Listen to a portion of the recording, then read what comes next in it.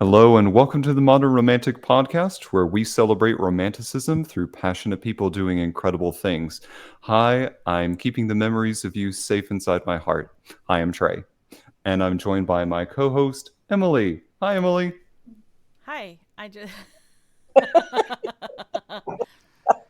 I do not have anything quite that awesome to compare with that, so I apologize. I was gonna say that I'm a hitman based on this book, this like number one best-selling book of Jenny and Bob's, but no, thank you for ruining it. I'm You're so welcome. sorry. What a great intro. Let me start over. Hi, I'm Emily, and I hope that I hope that you had a chance to dance in a field of daisies today. Oh, I like that. Thank you. You're so mean. So I'm so mean. rude. You're so rude. And wouldn't you know it, I woke up at 3 a.m. this morning. So there's that. Did you? Uh, Wow. I really did. Yeah, we'll get into that a little bit later. But we have some incredible people that we've been chatting backstage with who are honestly keeping me in stitches. They are fantastic. Emily, would you do the honor of introducing our fantastic guests this evening? Absolutely. We have a writing duo, people you may have heard about. We have Bob Mayer and Jenny Crusie, authors, New York best-selling, New York Times best-selling authors. I'll get it right. Welcome to the show, you guys. Thank you so much for being here. Oh, we're Thanks for thrilled. having us. Absolutely. That's what Bob looks like when he's thrilled.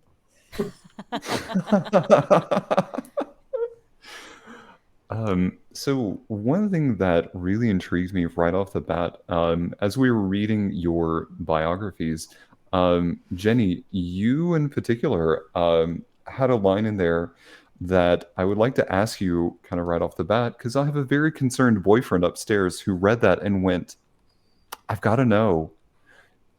You were about to write a dissertation on the ways in which men and women tell stories. Yes. And my very concerned boyfriend wants to know, what are the differences between the ways men and women Yes. tell story? So this only lasts an hour, right? Um, Ask me about my dissertation. I can, basically. Um, it shifts. Okay, well, I was writing that in the 1980s. Hmm. So gender roles have changed dramatically. But I actually still think it's true because when I started writing with Bob, the same thing happened. And it's basically, I was doing a lot of research in the way they actually tell, men and women tell stories when they're speaking. You get home and say, what happened this day? And the other person gives the story of the day. And Hmm. the classic one was, she says, what happened today? And he says, oh, I ran into John. He's getting married. And she says, and? And he says, and what? And she said, well, who's he marrying? Is she nice? Where's the wedding? When's the wedding going to be? What do they want? How long were they together? What details. Yeah. details? And he says, no, you don't understand. He met her and they're getting married. And that's what happened when Bob and I started writing, in that Bob is a very clear thinker. And when he thinks up a story, or when he did back when we met, he would say, here's the beginning and there's the end. And that's where I'm going, that end. And he would write straight to it. And I don't write in chronological order. I think, oh, this is cool. And I told him the best example I could give was the two of us standing at the edge of a field, Okay. tied together. And Hmm. he says, at the other end of that field is a post, and that's where we're going. And he starts out striding toward it. And I go, oh, look, there's a butterfly. And I drag him off the plane and collect the butterfly. And then we take another 2 steps, and I say, oh, look, there's a flower. And I go get the flower. So what would be a straight line is a zigzag all the way across. But because we're tied together, we actually get across the field. Without him, I never get out of the field. I'm Okay. just collecting details. And with me, he gets a lot of details. I don't know whether he wanted them, but he gets them. So the two of us balance each other. And that was pretty much what a lot of my dissertation was on. It was obviously a little more complicated than that because they accepted. Right. the proposal. But it was funny how much the two of us played out exactly what happened. Right. So, Bob, would you agree with this? I think when we started out, it was like that. Now it's actually reversed, I think. She's constantly emailing me going, what happens next? And I'm like, I have no idea, because I've changed my writing style. I used to have outlines and, all sorts of things. And now I think I'm just a intuitive writer. I go with stream of consciousness. I trust my instincts after 30 some odd years that I'm planting things in the stories for a reason. I may not consciously know why, but they're there for a reason. And then later on, I got to figure out the reason. She keeps asking me, what's the reason? And I'm like, I don't know yet. It'll come to us. But I think that's true of men and women. I mean, my wife constantly, I'm always like, lead with the headline. She starts telling a story and I'm getting like, yes. And what is the punchline here? Tell me the headline and then you can fill it. And that just doesn't work. That is a profound difference between men and women. Yeah. Yes. Yeah, I'm sure there's a lot of people that would agree with that for sure. When we first started writing, I remember he said, so I have these spreadsheets. This is how I plot. He said, how do you plot? I said, I make big collages, and I glue pictures and words, and that way I can. And I realized later he makes spreadsheets because he needs to see the details. He would literally put all the details in the spreadsheet so he knew everything. And I make collages because I can get the details, but until I see them put together in one big picture, I can't see the whole of the story. So we were working on that way back then. But he's right. We both moved toward the middle. Yeah. I don't do details well. I always joke that if, and it's true, my wife wants to hide something from me in the fridge. She just has to put it behind something. Do anything. She gets so frustrated with me sometimes. Like, don't you remember with this or that? I'm like, now she's gotten to the point where she says, like today, go get the rake. It's in the garage on the left wall. The specific rate, and it's just like, sometimes I'm like, what, do you think I'm stupid? She's like, no, I know you're going to come back and go, I can't find the rake. That's funny. There. Go ahead, Trey. Sorry. Actually, I forgot where I was going to go. I started my statement and then I completely forgot. Sorry. Go ahead. Yeah. So I imagine that the people that follow you and the people that know you and your writing may already know this, but Bob, you have quite a cool and interesting history with your military career. Can you tell us a little about that? Well, I grew up in New York City, in the Bronx, and I went to West Point, 4 years there. Then I went into the infantry, and from the infantry, I volunteered for special forces. So I did that for a number of years in the active duty and reserves. I started writing actually living in South Korea. Nothing else to do there except study martial arts. I put the military in a lot of my writing because, the infamous write what you know. I'm a big believer in that. And sometimes it's a little dangerous that you know it too well. You can get bogged down in the details. So I think everybody does that. I started out in military thrillers. I still write them. Mine are a little different than other people's and thrillers. I've written pretty much every genre: science fiction, romance with Jenny, historical fiction, nonfiction. People don't know what to expect. What's his next book going to be? Who knows? It's whatever I feel like writing, pretty much. Besides actual content, do you think your experience at West Point and beyond has helped your writing, or at least your approach to it? Or it gives you focus. I mean, the writing I did in the military was not a PhD. It was I wrote the Gettysburg Staff Walk, how did Battle of Gettysburg evolve. I used to write operations orders, deploying 15 Special Forces 18 to different places around the world, forward operating base procedures, all sorts of things. So it does make you understand. You have to explain things to people, not go for the lowest common denominator, but you got to make sure they really understand what you're talking about. And one of the things we did a lot in Special Forces was called intent. Why are we doing this? Not just this is what we need to do, but we would explain to them, this is why you need to do it, because that allows you to innovate if you explain why. Yeah. And I think that's in and of itself like a really good part of adult learning, which is explaining that why behind something. Kind of goes back to your dissertation, Jenny, where if you just give the headlines of things, that might grab their attention, but then they're looking for a little bit of those details behind it, and they're looking for the what's in it for me, the Yes. why behind it. Why should I care? And Well, actually, on dissertations, not so much. Everybody knows you're just writing it to get out. But yeah, when you're writing anything to teach anybody something, you have to say, okay, this is what's behind it. This is the effect of it. This is why you should do this or shouldn't do this. Here's the theory. So in that way, we're the same. very much so. And Jenny is Sorry, oh barged in. not. I'm sorry, Trey. Were you done? I apologize. Yeah. Yes. Okay. Jenny, and then your history was you were a teacher. I think her video froze. Or is she frozen? Her, I think she froze. okay. Well, we'll give her a minute to come back. We've got a few people in the chat with some questions too, so we can maybe ask a couple of Okay. those. Oh, she's back. Yeah. Well, my screen froze, so I didn't know Yeah. what. No, we were talking about you. That's Free. good. That's good. I needed the attention. It froze for us too, so we had the same experience. Good. I was afraid. So you were a teacher, Yes. and then what happened after that? Bob?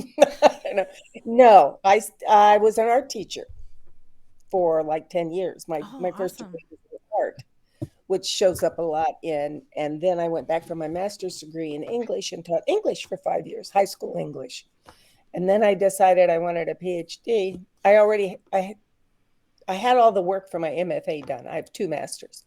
And I went back for the PhD, and the head of the writing department stopped me in the hall and said, "I hear you're published." He was this big guy, like a marathon man, the cowboy. And I was kind of cowering before him, and I said, "I'm published by Harlequin," expecting him to spit on me. And he said, "I don't care who you're published by. You should be in the MFA program." So he dragged me out of the PhD program and into the MFA program. And the first day I was convinced that I'd get stoned because I'm a romance writer writing for Harlequin. And he stood up in front of the class. This was Lee K. Abbott, great teacher. He said, "Anybody who makes fun of romance is making fun of Jane Austen. And anybody who makes fun of Jane Austen answers to me." And everybody went, "Okay." I adored that man. I mean, he was great and a great teacher too. So even though I was already published, he really taught me to write. And then I went on to take other classes. But after that, I was just a romance writer. I just wrote. It was great. I didn't have to put on pantyhose. Hell, I didn't have to put on clothes. It was great. What a wonderful thing to say, though. I like that line. If anybody has a problem with romance, and now you're talking about Jane Austen, which is interesting because I bet a lot of people don't think about it that way. Well, romance has been, and it's part of the. I'll get on a hobby horse here. It's part of the whole thing. Anything women do is not as good as, we're going to pay teachers less, we're going to pay nurses less, and so on. And the romance genre is the most popular romance in the world. It makes a ton of money for publishers, which they use to support other genres because, it's just us little women sitting at home making stuff up. So I can get hostile about that, but I won't. Well, and another good thing about Bob, by the way, is he has never felt that way. He has never once patronized me because I wrote romance. Other things, but not that. Yeah. There's a lot of other things, but I'm grateful he's not, sneering at me because of romance. I mean, I think romance, and I will admit that I've been fairly victim to that too. Like, I'd look at the cover of a romance novel and kind of just cock my head to the side for 1 second. Never picked it up, never opened it. So I think it's one of those cases of you can judge a book by its cover. But to write a really effective romance, like going back to Jane Austen for a second, writing a really good romance can be so page turning. And in the way that you write your characters and in the way that they develop that romance with each other, that I think it can dispel a lot of those preconceived ideas of things. So I will admit, I I understand. I have had prejudices against romance novels before, but I will persevere in the promoting of romance novels. That's good because my next suggestion for us as a project was going to be to write a romance novel together. Okay, when do we start? What are the characters' names? How do they fall in love? What's the plot line? What's the through line? Well, what? You can start your spreadsheet and I will start my collage. Okay, I like this plan. I'm just kidding. So, what do you. Jenny is I, frozen again. Oh no. Um, future Emily, edit this part out. I will. I guess we'll give her a moment again. And so you guys have been writing together on and off for a while, and Yep. um, one of your better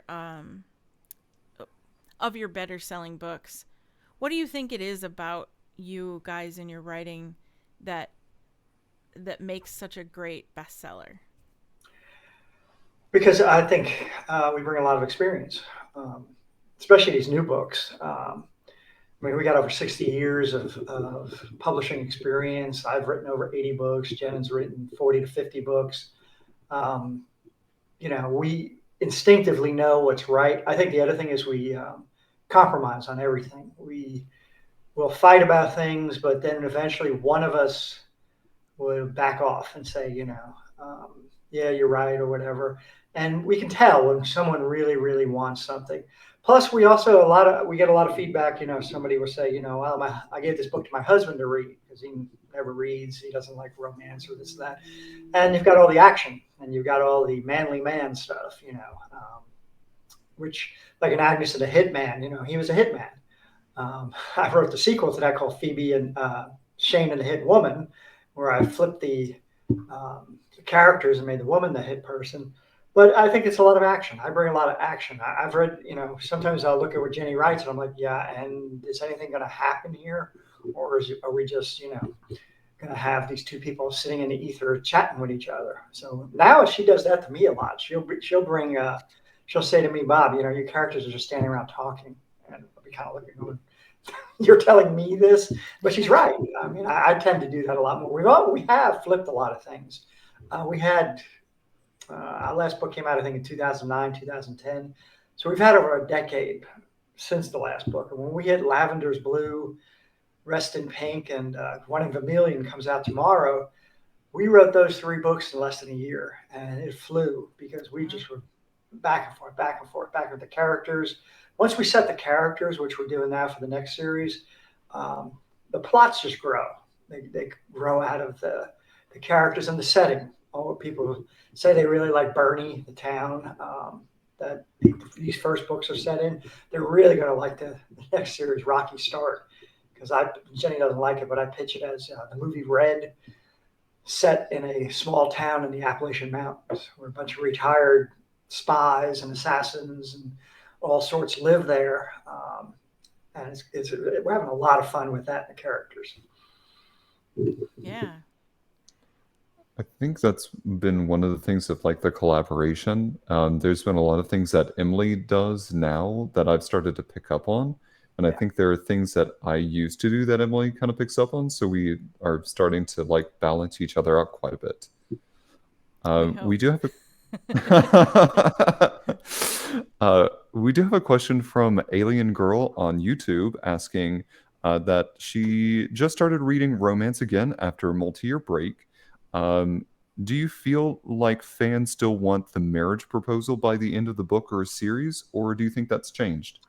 You have to get the One in Vermilion tomorrow because the characters. This is also different. We have a 3-book arc. Three previous books were standalones. You could read any of them. There were no crossover in setting or character. But these 3 books are the same 2 characters, which for a romance, Jenny that's what she has a hard time with. There has to be steps in the romance, and we answer that question at the end of One in Vermilion. And we're really interested to see what people say.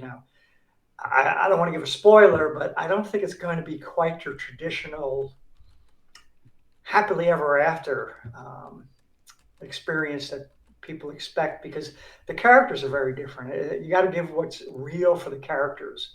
And our two characters are not the type that are going to, well, I don't want to say much more about that because I'll give it away.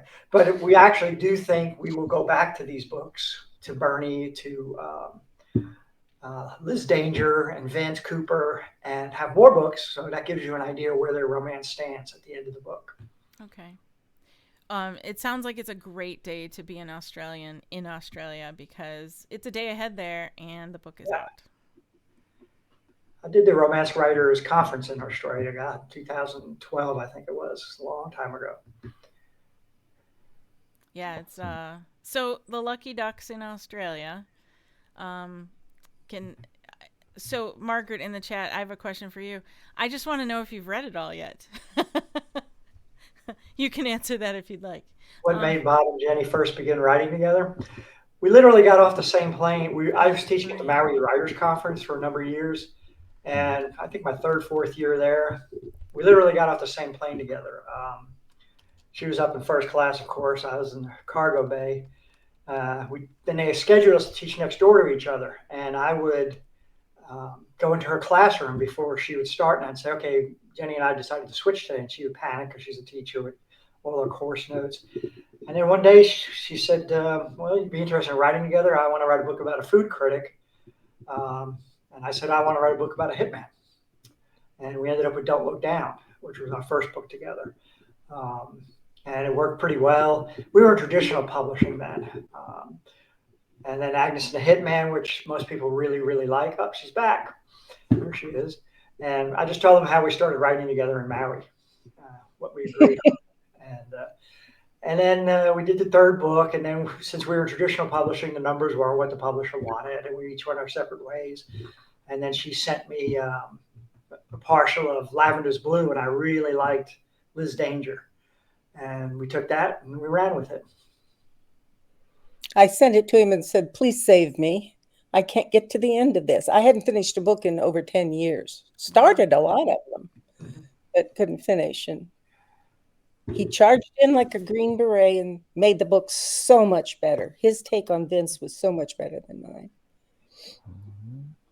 That is really a cool balance you guys have. Well, I think we're older and wiser. We're seasoned. That's the word I'm looking for. We're seasoned. Well, we also don't ever want to do what we did before. I don't want to fight like that again, ever. Well, but I think Jenny just moved. My life's a lot more stable than it was 10 years ago, so that helps a lot. Sure. Yeah. I'm sitting in the middle of a bunch of boxes right here, and my Wi-Fi goes in and out because I just moved here and haven't mastered it yet. So, do you find that your new ideas come, like, how do I ask this? I guess I'm thinking, like, when you get an idea for a new story or a new book, where does that typically come from? Are you both inspired by similar things then, or are you both very different when it comes to that? Do you want to talk? No, you go ahead. I've been talking. That's true. I've been gone. Well, with Liz Danger, I started that 12 years ago. I have no idea where I got the idea now. I don't have a long-term memory here. But once Bob came in, I told him I wanted a trilogy because the problem with writing romance is you've only got 100,000 words, and it takes a long time to convince people that this is a mature relationship that's going to last. So I said, we can do 3 mysteries, but I'm going to arc the romance over all 3 books. So we did Liz Danger, and then we plotted. I had the titles, I think. I don't remember what, but we plotted the rest of it together. But the inspiration for those books came up from what we'd already set up in the first one. And then we've just started a new trilogy, and Bob came in and said, "I want to do this." And I thought, cool idea. Let's do that. So I don't know where. Oh, we both like the movie Red. So while this isn't like the movie Red, it is about older spies and the one we're working on now. And we'll do a trilogy on that too. So whatever we set up in this one will inspire the next 2. And then we'll do something else. Generally, I remember when we were starting Agnes, he said, who do you want to write about? And I said, I want to write about a food writer because I have a cousin who was food editor for the LA Times. I figured I could go to him for everything. He said, I said, what do you want to write about? And he said, a hitman. And I thought, a hitman and a food writer. This is going to, but it's actually good that they're that far apart because there's a tension in that. I did call Russ at one point, my cousin, Russ Parsons, and I said, okay, we're writing this book and there's a food writer and somebody's coming to kill her. Why would that be? And he said, Jenny, we don't do that. So We don't kill people, Jenny. we don't kill people. We're nice. We eat. We feed people. So, but that was basically a lot of it is he picks a guy and I pick a girl. And we kind of go from there. Whatever you want to write about. Do you ever put yourselves to some degree in those characters? Yeah. Yeah, I think so. I think, but you change it. Sure. Once you start getting deeper into the character and you know their background, they're different than you are. They have to be different. Right. And they're in different situations in there. But I just remember when we were writing Lavender, we were just about finished with it. And remember you emailed me and said, we shouldn't put by Bob Mayer and Jennifer Crusie on the front. We should, as played by Bob Mayer and Jennifer Crusie, because we channeled so much of who we were into it. And I think when you write, you do that. You don't always write who you are. But I think your values infuse the characters because you want them to be likable and you want them to be honest. And so you're not going to write somebody who betrays your values or you wouldn't have lunch with, basically. That, and is there some kind of, I'm sorry, Trey, is there some kind of vulnerability with giving away too much that might be of yourself? So like, I'm just guessing, like, I don't want this character to be too much like me because then people will know too much about me. No? You really can't because you have to be honest on the page. I remember my first book, which was a million years ago, the heroine was having my midlife crisis. She was in her 30s. She was worried about her body. She was doing all the stuff I was. So in the next book, I thought, this heroine is not going to have she's going to be confident. It's going to be fine. And I wrote the book and it came out and I read it and the hero was having my midlife crisis. I mean, your ideas and your obsessions seep in anyway, if you're being honest on the page. Okay. Bob, you want to disagree? I always joke that people are always, well, what happens if my mother reads the book? And I'm like, first, you got to write the book, then you got to get published, then she has to read the book, and then she has to recognize herself in the book. If you put her in there, she won't recognize herself because people. So a lot of times, we worry too much about that. You just write what's real. Your character has to feel real, and the readers have to empathize with your character. Yes. Mm-hmm. I have a mother reading story if you want it. Oh, please. Yes. Mother said she had read every one of my books, every word. And then I was invited home to my hometown of Wapakoneta to speak to a local group. And one of the women in the group didn't want me to speak because there's oral sex in my books. And my mother found out that she didn't want me to speak and she was so upset. And she said, why wouldn't she want you there? And I said, because there's oral sex in my books. And my mother said, there's oral sex in your book? Yes, she'd read every word. You got her. Wow. Oh. What a way to give yourself away, Mom. Oh. See, now maybe she just didn't understand. Oh, please. I'm sorry. I would not assume that your mother wouldn't understand that. I didn't mean I don't even think about that.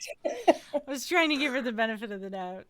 No. She's just, her pants were on fire. There was nothing else you could do. I love the concept of like you write what's honest to the page and honest to the characters. Like we were just watching, my boyfriend and I were rewatching the Star Wars Next Generation, the series from the 90s. And we hit an episode where there's a captain in there who is such a stark difference from Captain Picard. And that entire episode, I just kept saying, I don't like this guy. I don't like this guy. I don't like this guy. I want him to get yeeted out into space. Like he Yeah. was so unlikable. But then I had that realization about halfway in of the character is meant to be a betrayal to the original values that we've been set up for by Picard and what we've grown to love of Picard. So I think it was a great writing ploy to go, these are two foils, both very, like, we know who these people are in our real life, but we also know what our values are and can speak to that. So it can be used to such great, great storytelling. But you have to be careful of the expectation. What was kneecapping you in the beginning was that you didn't expect that. And while that's good in a way, because you do want reversals as you go through, Mm-hmm. if they have presented it so that you feel you were supposed to like that guy and you can't, that throws you out of the story. So you have to give the reader clues. Not necessarily this person is scum, but maybe don't touch, don't trust this person. Don't there's something a little wrong here. And it can be just little tiny things. But you do have to set that up. And it's particularly important in romance because you have something called the romance contract, which is fairly soon in a romance, the reader needs to know who the guy is and who the girl is, because that's the romance they're going to root for. And if you have two different love interests, which seems like such a good idea, conflict, what's going to happen is the reader's going to choose one of them. And when the romance gets to the end and that's not the one the heroine chooses, there's going to be a major, major disconnect. And readers get really upset about that. I did that once, so I can tell you, don't do that. Do you have any other shared movie favorites that might be inspiring for new work? Or just inspiring both of you? Do you share other movies besides Red? I don't think we have. I used westerns in our books that she's never I've, seen.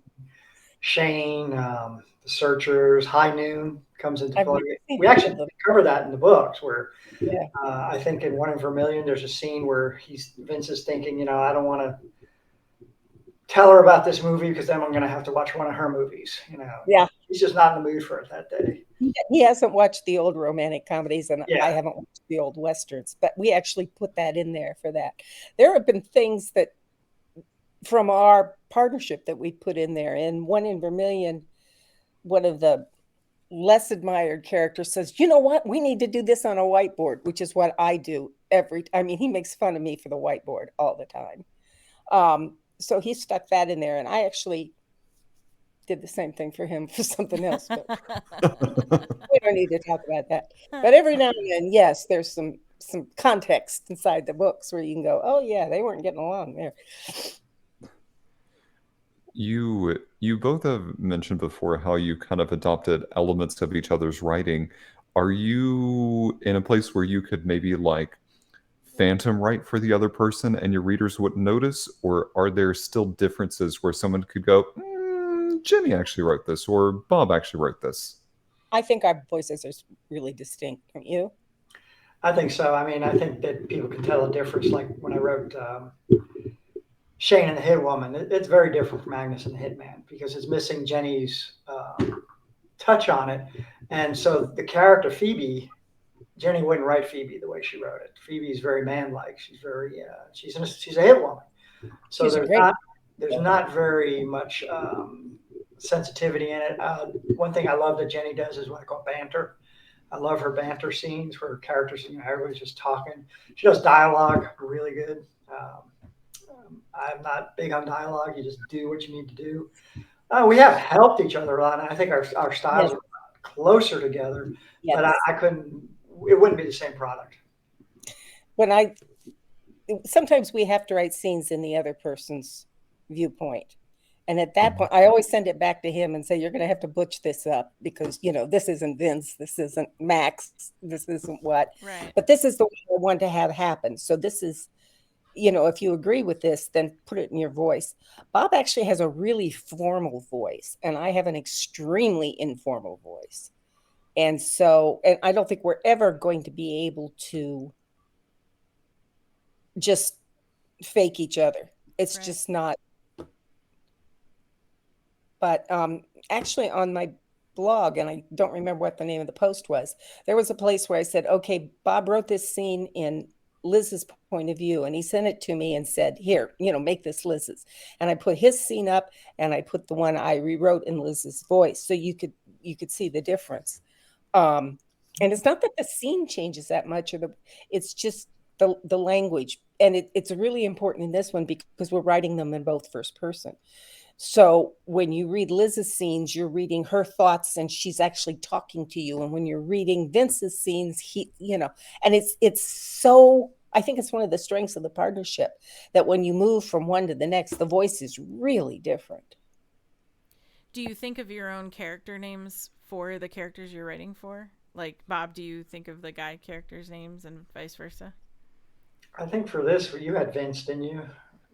I had Vince in there. I told you could change the name, but you said it was okay. It worked. For the new series, Max Reddy.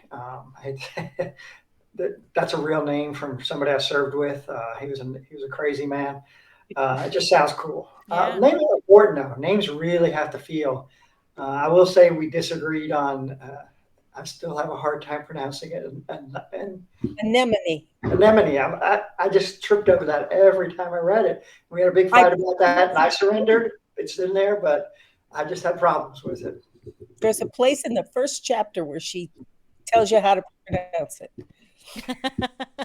I think of the C thing. I didn't think of it, and that's just where my brain. Yeah, the C thing is still pronounced anemone.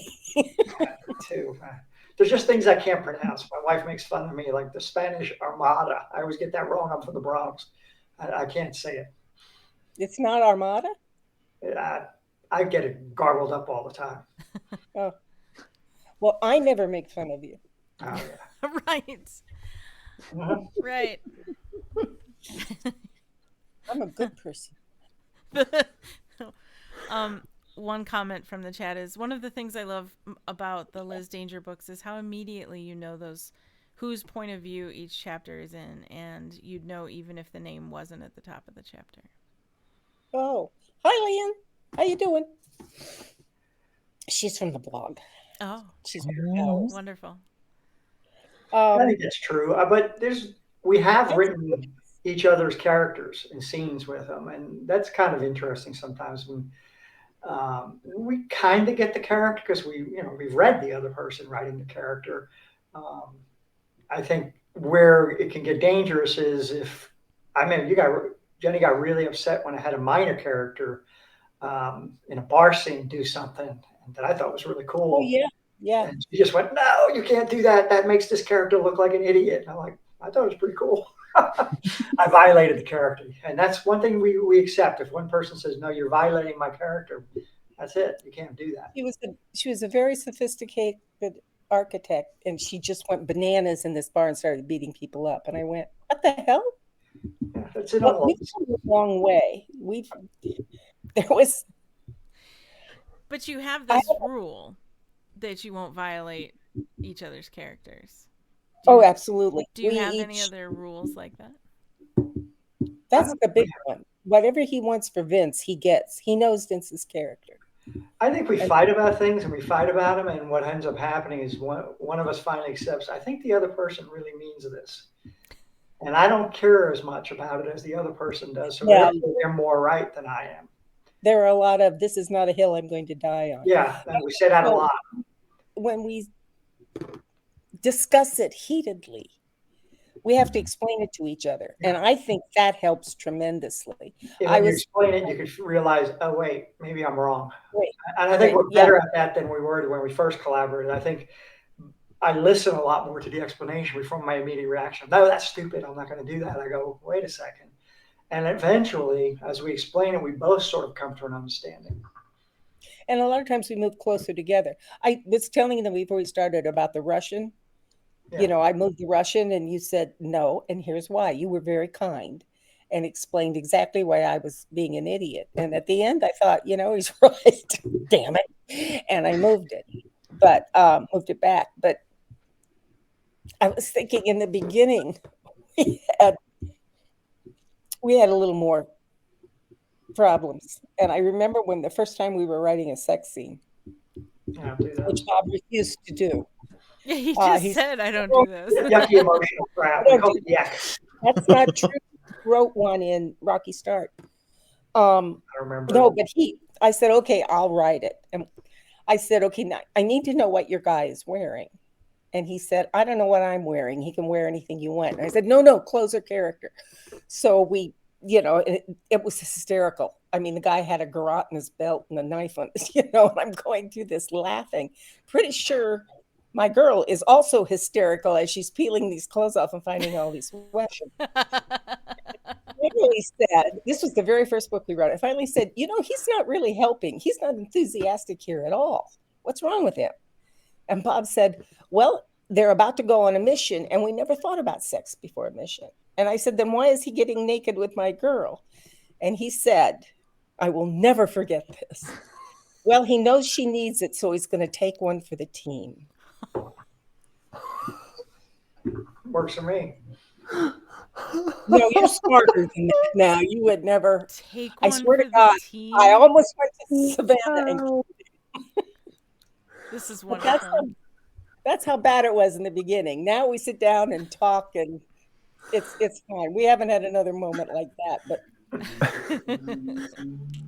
I think back to like the dynamic that's happening here. I think back to the sessions that I have with my current Dungeons and Dragons team, and I bring up that for a reason of storytelling because anything that the characters do, it's always a conversation and a balance between the game master or the person who's like orchestrating this narrative and then the player characters who get quite a bit of autonomy with their characters, but there are consequences there within.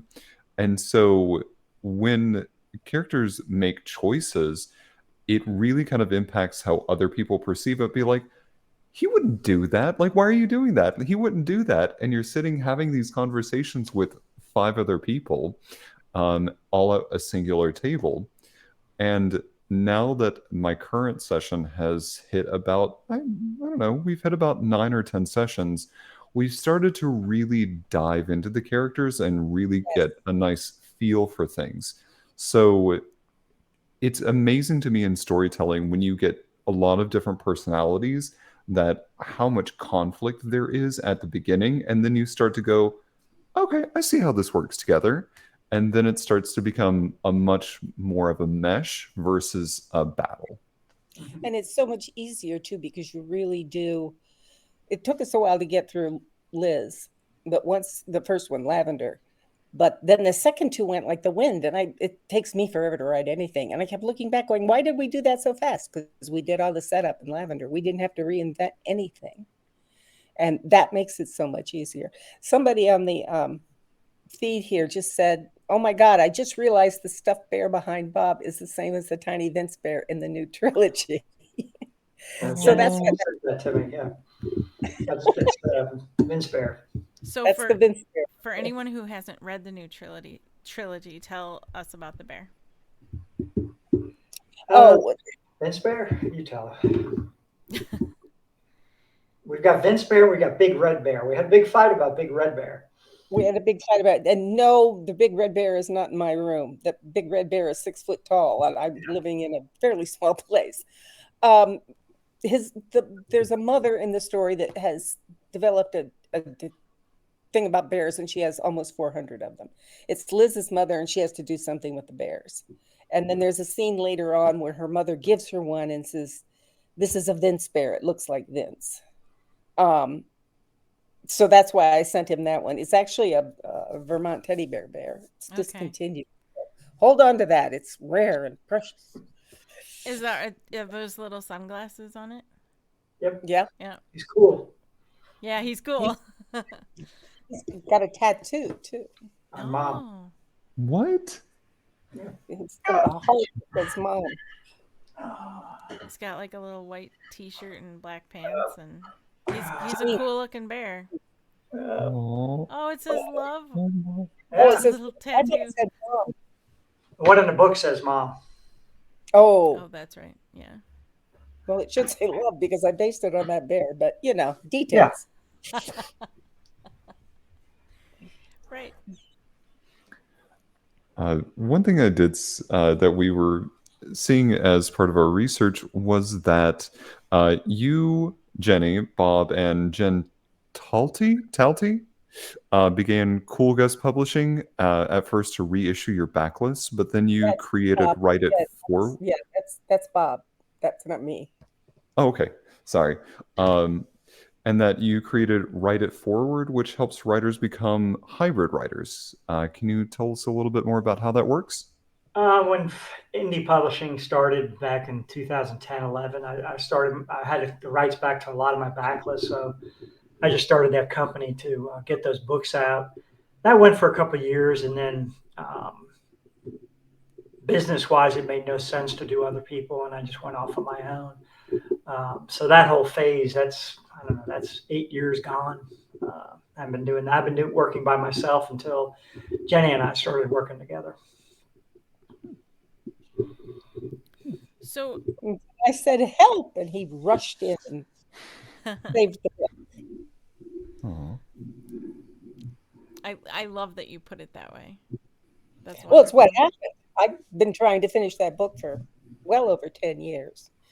And we talked in email just in general. And I said, okay, I can't get to the end of this. I've got so many words and I can't get to the end. And he said, well, send it to me.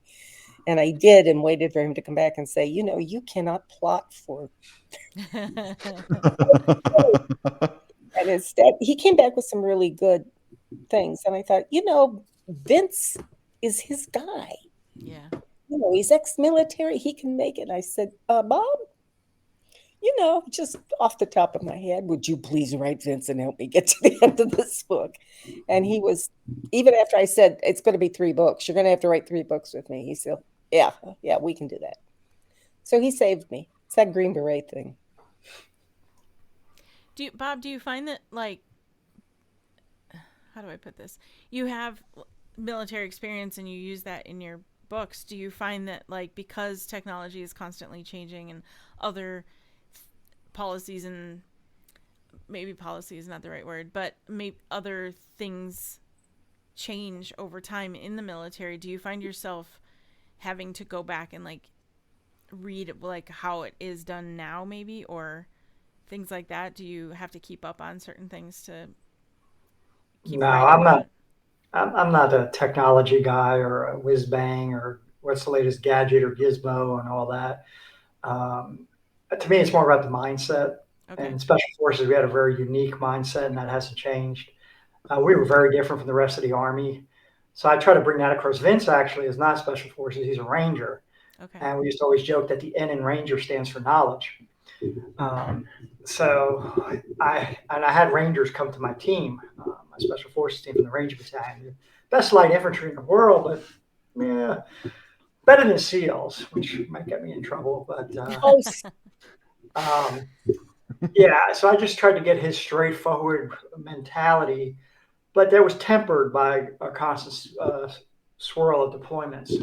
Um, so I'm not concerned about the technology, or the gadgets, or the guns, or the Okay. airplanes, or any of that stuff. I just want them to have the right mindset. Okay. Interesting. I think that's one of the things that makes his guys so compelling. Well, it's, first of all, they have just excellent values. They're ordinary men, but they're honest and they're hardworking and they believe in the truth. And, you just want to be with them. They're just good guys. And then when you get into the stuff that I can't do, like guns, Bob does know what he's talking about. When Sure. I kill somebody, they fall off of something high because, I don't get into it. But Bob will say, oh, yeah, that was a Glock, whatever. Well, a lot of it we do write from personal experience. I mean, I'm Sure. noticing my thing in the back, the crest there and the team in the picture, and in Lavender's Blue, I have a character Dave, and my team sergeant's name was Dave, and a similar thing happened to him that happens to Dave in the story. So I think there's a part of me that wants to get those stories out there about how some of these guys have been affected by things. Sure. Yeah. Someone I in the. think. Oh, go ahead, Trey. No, go ahead. So I'll just real quick. Someone in the chat said gravity is a great killer. I've always thought so. It's not the jump that kills you, it's the landing when you Right. parachute. The jump's fine, but it's when you hit the ground. Right. Quick and secret. The fall's gonna kill you. What were you gonna ask, Trey? I need to compose myself first. Okay, so I have a question. Yeah, it's a sudden stop at the end. How do you like? You have a lot of output with the books. You all the writing and like Jenny, you said you have a lot of unfinished material. Like that's a lot of output. How do you fuel yourself to be able to create output? Like, do you read other books? Do you other than the movie you read? It's not like that. If I could quit writing, I would. It's really hard. She whined. But after every book, except for the ones I write with Bob because he won't let me quit. After every book, there's always that moment of I won't have to do this again. But then you get this idea, and God knows where they come from. And all of a sudden, these people are talking in your head, and you have to get them out of there. So that's why I don't write in chronological order. I just write down whatever the people in my head are saying at the moment. And eventually I look at it and go, I think this is a story. This might be a novel. And then you're stuck. And of course I have a total mess.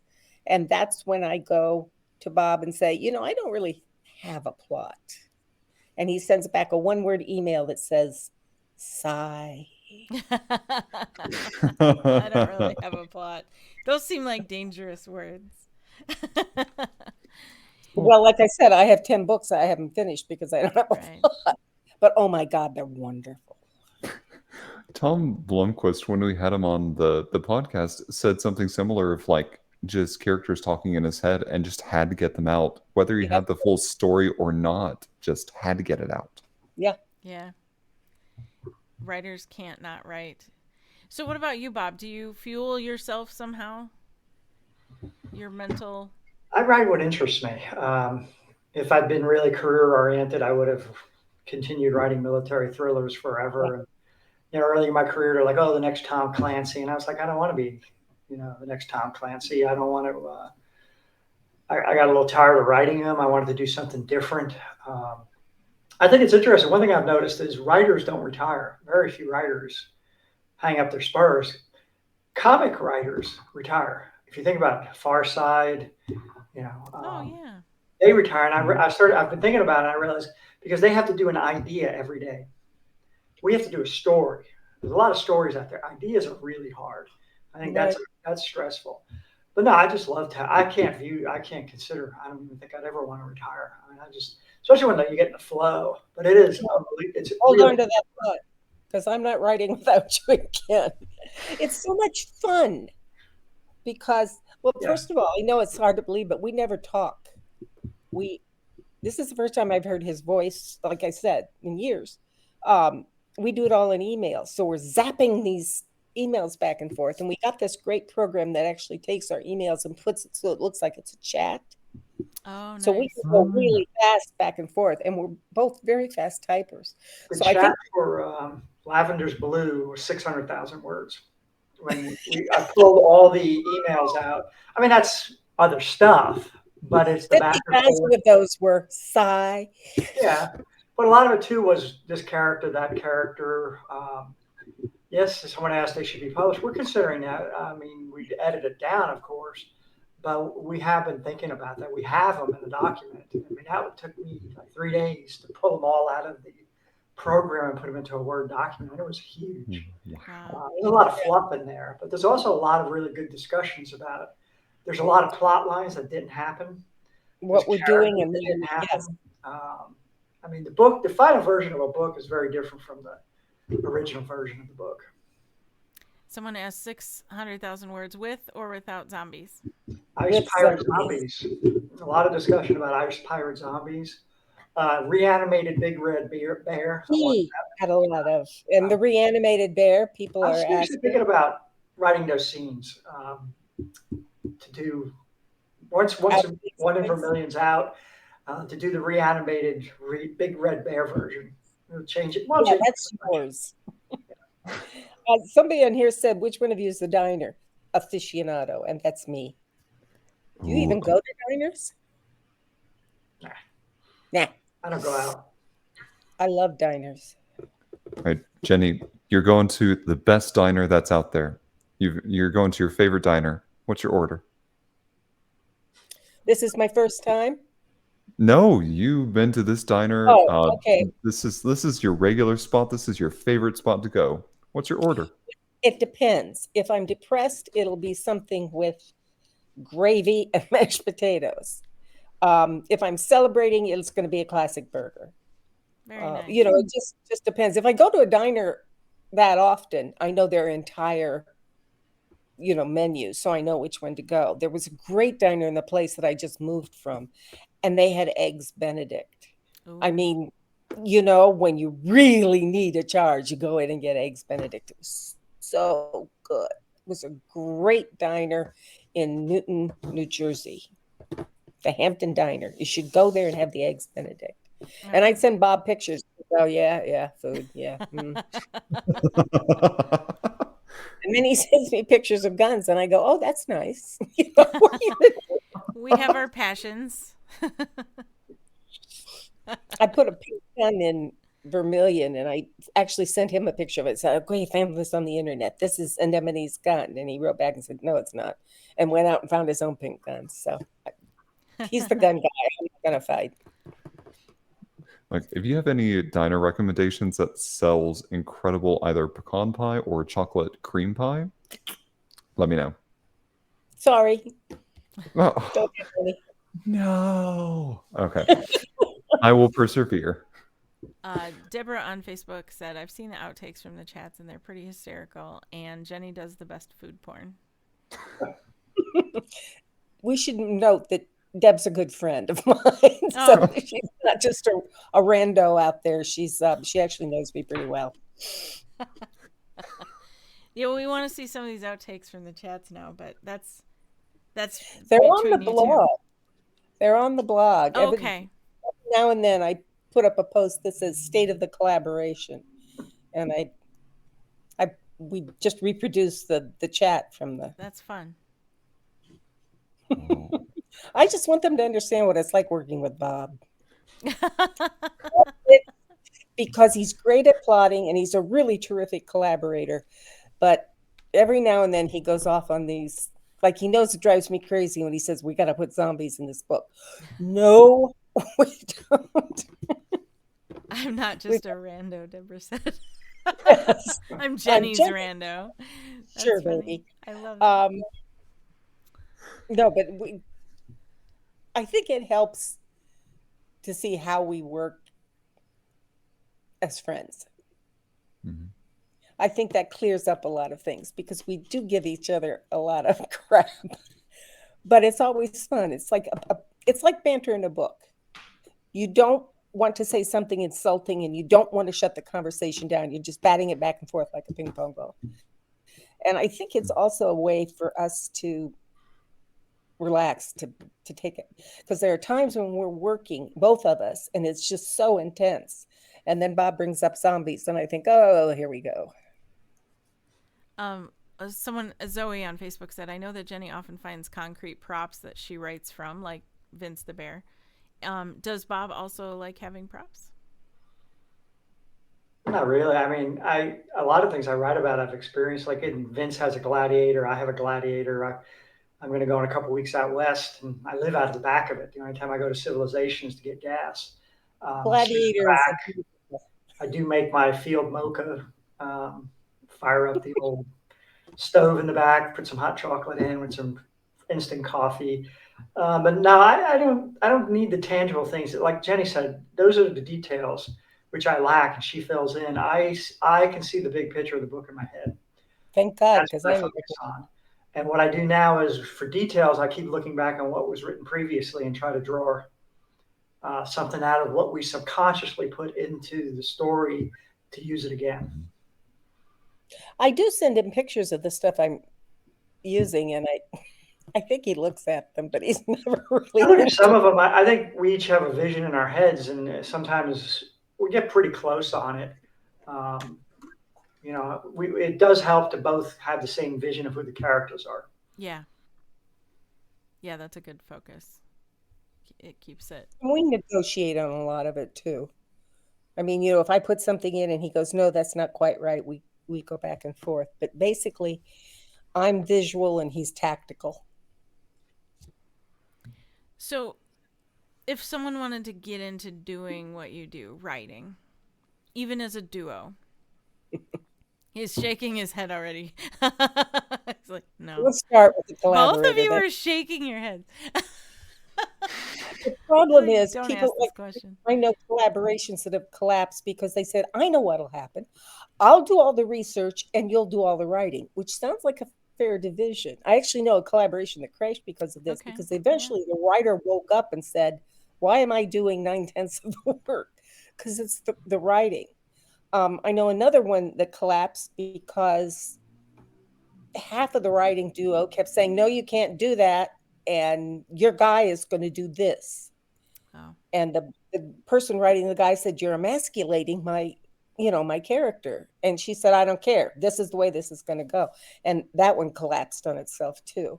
I think a lot of what works for Bob and me, besides a lot of history, um, I do my girl, he does his guy. We respect that. That there's a definite boundary there. He says no, he would not do that. He's not going to do that. I back off. And the same thing with my girl. And because of that, the two most important characters to us in the book are safe. We know Mhm. nothing's going to, you know, we're not going to be forced to do anything. And then we negotiate everything. And actually, the negotiations are pretty interesting because we have to talk about plot and why things happen. And when we're doing that, a lot of new stuff comes up. So the working back and forth actually makes the book better. And Yeah. then we rewrite, you know, we go back and say, okay, this part is moving slow, and we talk about what. So it's actually fun. It's like playing a game.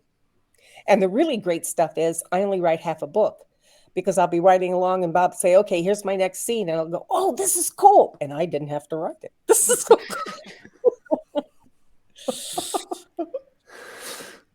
Well, I love that you found this way to collaborate that works in a magical way that obviously readers everywhere are affected in a positive way from it by it, and also like it makes sense. Everybody's like, yeah, I love that it exists in the way it exists, and it works for both of you. It works for everybody, and yeah. so you've got this dream team thing happening, and I think that's fabulous.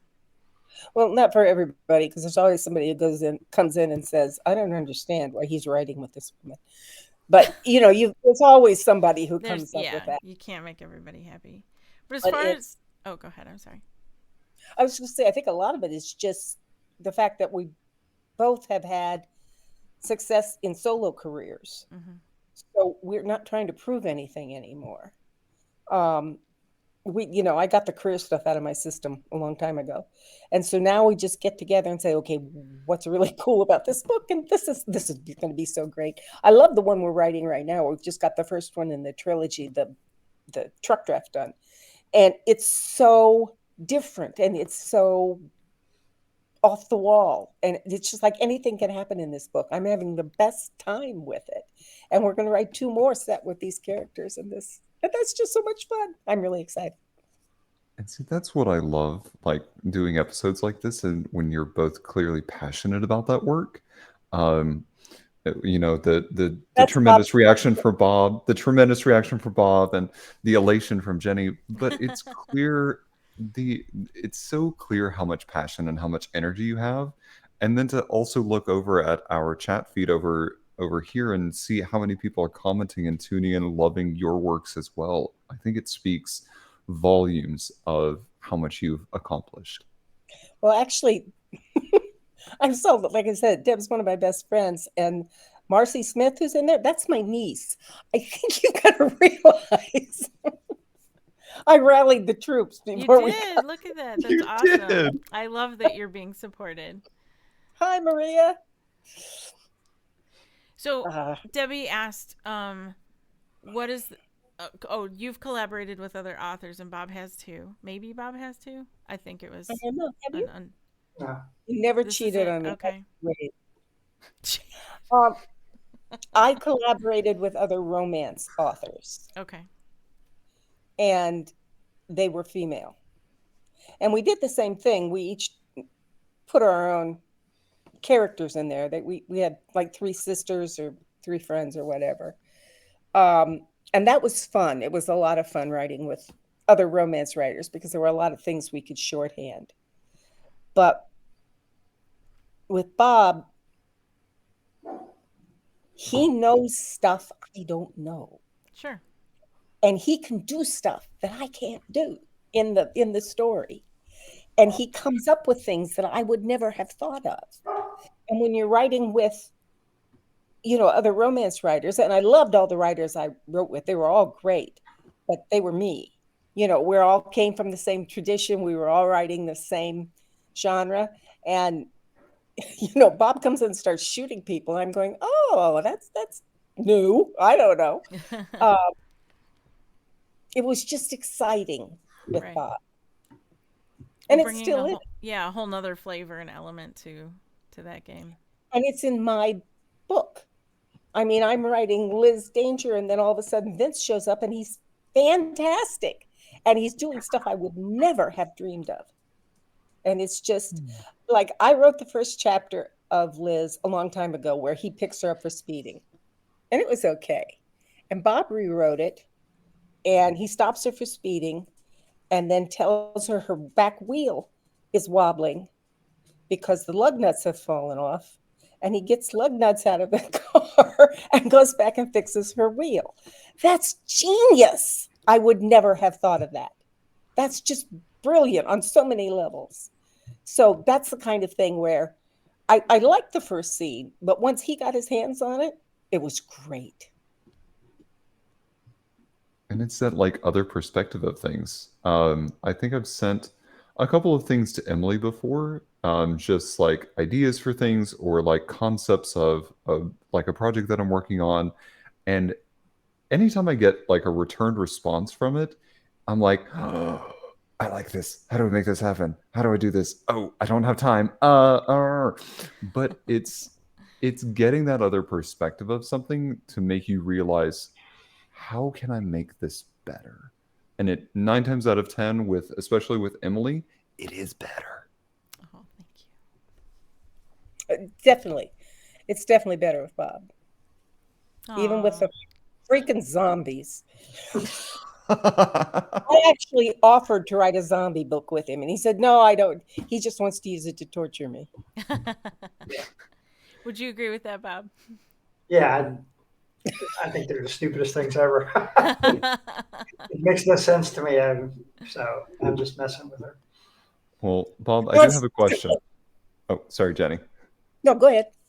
Bob, I do have a question for you. Since we mentioned Jane Austen earlier, have you ever read Pride, Prejudice, and Zombies?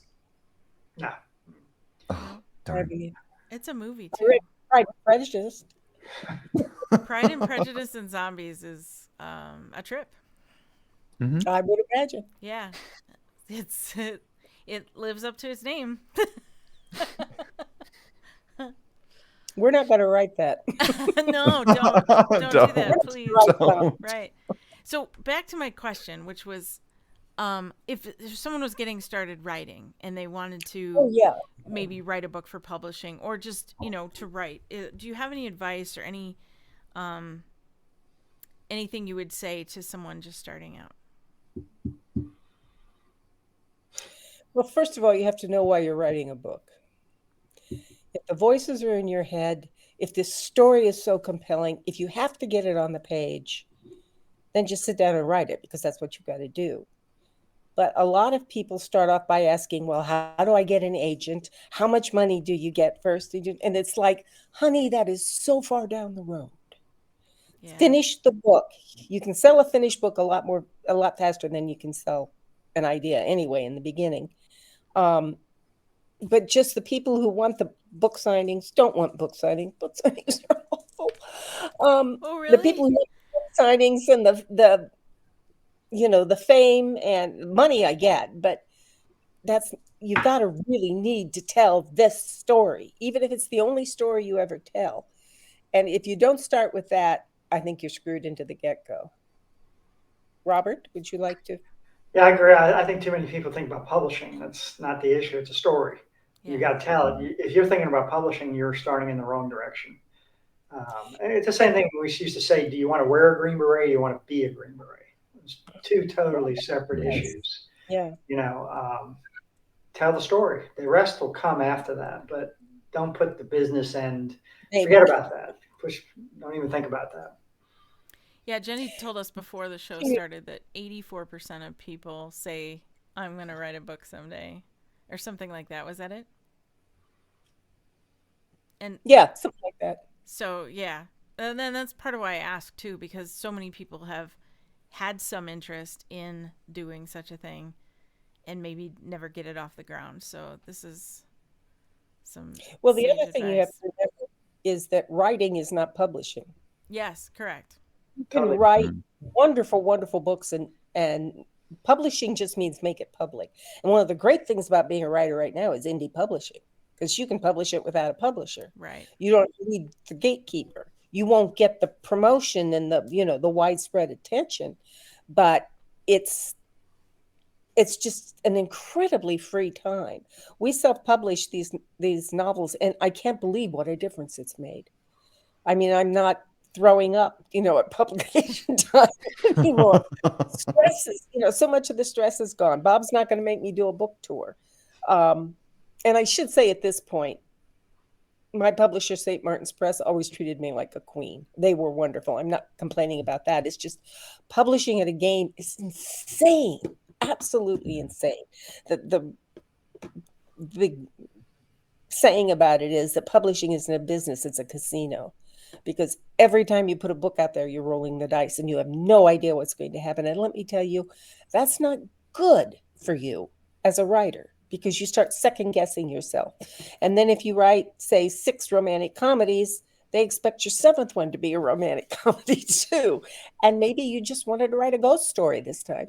So, there's all that kind of pressure. But when you're self-publishing, you can do anything you want, as long as your partner knows how to self-publish, because I don't. Bob does all the work. He does every bit of the work, and he won't let me help.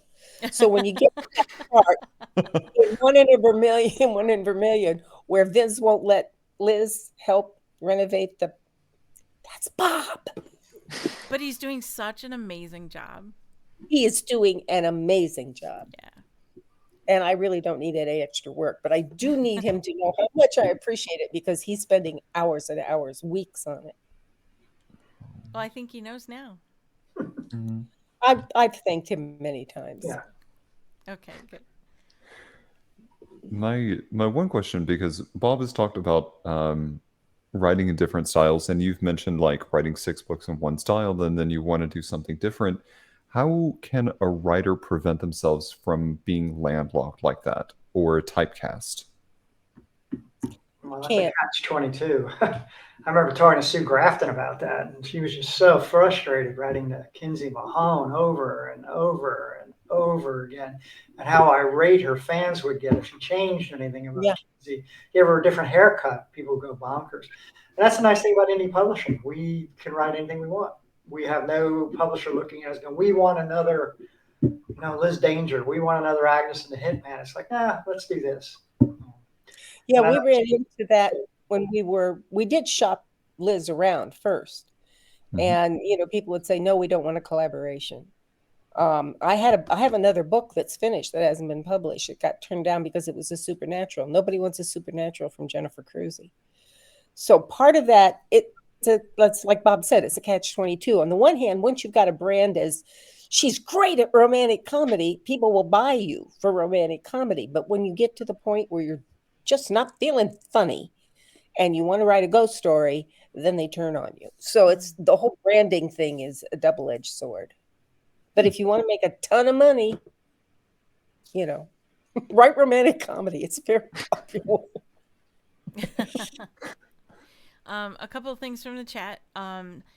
Mac on YouTube says, just so you know, CBs are following the chat, and we are so excited that the two of you are writing together again.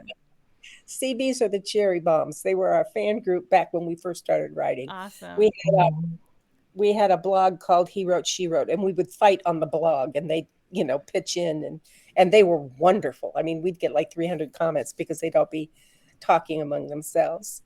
They named themselves after our logo, which the cherry Okay. bombs. Yeah. It's up. But they're great. They've been with us a long time. So it's very nice to see you again, McBee. And then Zoe on Facebook said, Jenny, I know you've had several other books you've started. Have you ever considered inviting Bob in on those books too? Or Oh, hell yes. I send them to him and he goes, and sends them back. Well, Jenny doesn't know this. This is the first time she's finding it out, but I've been rewriting Arresting Anna. I just went through, yeah, I've gone through it all, the entire thing. I have a plot. I think it could be a really good novella. I love that book. But it's really going, if we do it, is going to be so over the top, not based in reality, but it's funny. I mean, that's why I got into Lavender. I really like the character. And Arresting Anna, I love it's just hilarious. It was pretty over the top when I sent it to you. She shot somebody in a garage. Yeah, and that's all there. And now I have a plot. Loop it, but it's not going to be an entire novel, I don't think, but it can be a really good novella. That's part of a 3-book series, and I have the other 2 started. And I sent them to you. You weren't real enthusiastic, but I'm sure we can work something out. I would love to get those books out. Well, at least I don't know did you write the other 2? I started them. One of them was Stealing Nadine, and the other one was Haunting Alice. I don't know anything about those. So, but Arresting Anna, I already know the ending. So. Oh, that's good because I didn't have a clue. Yeah. Well, this is so exciting. This is amazing. Yeah. And the chat's going a little nuts about it too. I can't keep up. Let's see. There's Zoe. Hi, Zoe. Yeah, it's and then Maria on Facebook said your last ghost story was one of your best books. It's one of my favorites. I always thought it was. It was my version of The Turn of the Screw. I thought it was brilliant. And she said, "Please finish all your please finish all your books." Well, maybe that's something for the supernatural one too. He's not big on supernatural. Oh, okay. No. I did send him Nita, which is the one. It's The Devil in Nita Dodd, and it's finished. And I sent it to him and said, "People say this has really bad problems." And he looked at it and said, "Yeah, this has problems." And I thought, and totally different. That's a whole different genre and ball game. It would require a different kind of work. Yeah. Sure. Well, everybody's saying it was brilliant. Your ghost story. Well, a lot of the people from the blog have also read large chunks of Nita because I work out chapters or scenes on there. So I'll put up a scene. They've read a ton of, I think they've read all of Arresting Anna, the stuff I sent you. And they give me great feedback. They're very honest. That's very nice. What a cool relationship to have with your audience. Yeah, I don't actually think of them as audiences or fans or anything. They're really friends. We've been together a long time. Wonderful. I love that even more. Oh, there's Deb on there. Do it, Bob. Yes. Do it, Bob. It has been spoken by Deborah, so it shall be. She's very forceful. She's also a witch, so don't mess with her. How do you sift through a lot of the conflicting opinions with your friends on the blog? A lot of it is just natural reaction. You look at something and think, "Oh, that's brilliant," or "No, that's not my book." Bob? I gotcha. Actually, he hates it when I ask for opinions. Yeah, I don't take too much beta reader opinion. If they all agree, I told Jenny the other day, she could read 100 reviews, 99 are positive, but that one negative one or the one that's the one she focuses on. I think that could be irritating. That's where a flaw might be. It's not that I'm sitting there going, "Oh my God, it's all over." It's like, okay, what tripped this reader? And sometimes, you read the things on Amazon and somebody says, "Well, the language in this was just upsetting." And you think, "Yeah, you're not my reader," and move right on. But there have been times they've said things that I thought, "Ooh, that was not good. Well, and it's interesting because, and I've heard people talk about this too, because you can post something on social media, or you can, put something out there and you get 200 comments that are like, way to go, this is awesome, go you. And then you get one that's like, why did you use red? Or why did you do it this way? And, or yeah, no, I hate it. And then that's the one comment you're going to hyper focus on because it wasn't what the other people were saying. And that can be a little toxic for you to hyper focus on that. And so, but those are two different comments you just said. Like, why did you use red? I should be able to explain that. Yeah, I guess I meant I it in a negative way. Yeah. I don't know who you are, and I wouldn't have lunch with you. I don't care what you say. Good. Okay. Good for you. It's how do I phrase this? In my corporate job, we have an opportunity for like our end users to do a lot of surveys back to us, and so we also get star ratings and reviews. And I cannot tell you how many people have left things like, "Oh, this sucks. This is terrible," and that's all that they say. And what I have had to vocalize to some of these individuals leaving comments is, leave me actionable feedback. Don't just tell me it sucked. Tell me why. Why did it? What about it did you take issue with, so that I can maybe work on that for the next thing and make an improvement on that. Your opinion matters to me, so why not help me by informing me about what was impactful to your experience? A lot of times, the people who leave those comments, though, don't know. One thing that's been really nice is we had no clue how readers would react to these books. Yeah. And we were really pleased, I think, and we still are. Stunned. Absolutely stunned. Yeah. I mean, it's exceeded my expectations, the reaction from readers. Now I'm terrified because Vermilion comes out tomorrow, and I'm thinking, what if they don't like it? We did two good ones, and they're going to hate the third one. Oh, my God. I don't know. So, we have that's a very comforting, Bob. We have someone in Australia that's still reading it, so it can't be too bad. I'm sure it's going to be amazing. Well, that's right. She got it early. Well, we have some, there are some people in this chat who were copy editing and beta readers, but they don't tend to tell us we suck. They're, kind of friends. Right. It's not until the great naked unwashed publisher comes out. Posting on Goodreads and Amazon. Maria, who is currently reading it, said no, Vermilion is brilliant. Yes, Maria is also a friend. You got to realize I really salted the crowd here. I love it, though. Well, this is now our opportunity to start a GoFundMe to send Jenny and Bob to the same diner in the same town to have a nice meal together. No, you don't understand. As Bob said once, we should never be in the same zip code. It's best we just type. Okay.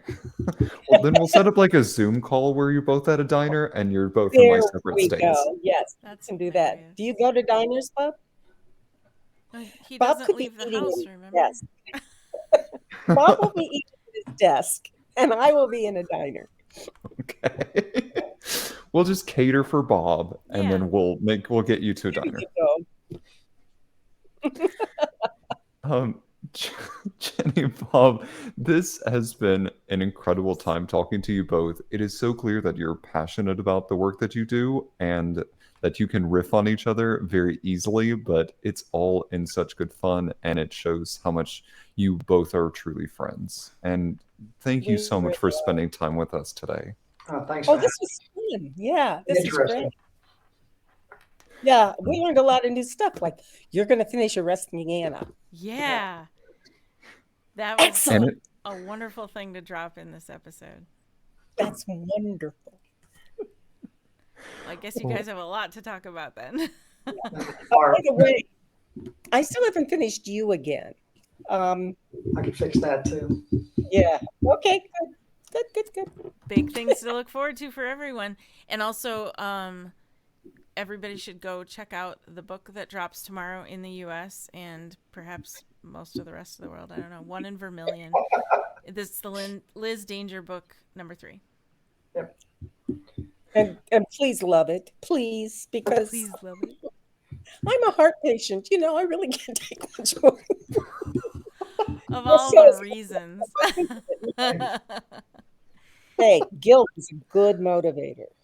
But Bob's a heart patient too. go give it a positive review on Amazon and Goodreads and everywhere else. Please. Because Thanks. and he's so pathetic, you know, just Do such it person. because you love both of them. Mhm. Or the book. It would be good if you liked the book. Well, that too, of course. Goodness. Well, Zoe says she thinks it's stronger than Worse Than Pink. I love you, Zoe. Ooh. Ooh. Yes. Well, ladies and gentlemen, as this episode comes to a close here, this episode, along with probably every other podcast, will be dedicated to Joe Capone, our moderator, fellow comedian, passionate encourager, and greatly missed friend. You can find us pretty much wherever you tune into podcasts. For updates, announcements, and more, please follow us on social media under Modern Romantic. Thank you, everybody, and go have a giant 6-foot-tall red bear day. Thank you, You can get that. everyone. We'll have this episode available on Spotify and the other podcast outlets, as well as the video available on YouTube for you to watch again in a couple of weeks. Thanks for coming, everybody. We appreciate Thank it. you. Good night.